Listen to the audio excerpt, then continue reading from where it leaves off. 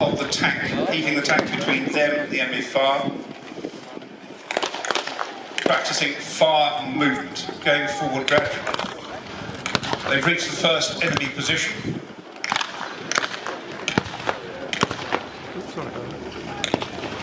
Now coming round from the left-hand side of the is a real First World War tank. This is a Renault FT, built in 1917-18, beautifully restored and armed. But this tank is important. It's only a little beast, but it sets the pattern for just about every tank to come, because it's got a traversable turret. The crew at the front, the engine is at the rear. Think about just about every tank you know. That's the pattern that the Renault FT sets.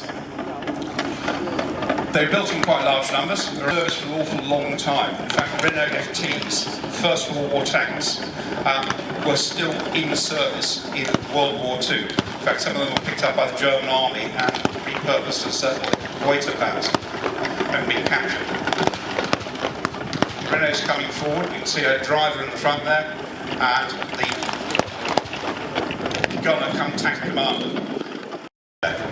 So the Renault is going to need to come forward and take care of that. Mark 4 going forward, Mark 4 is going to fire again.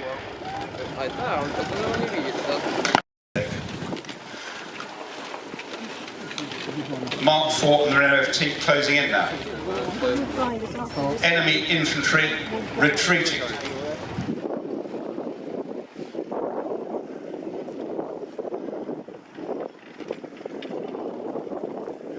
You can see the speed these things do. The Mark 4, as I said, they'll do cross country about 2 miles an hour.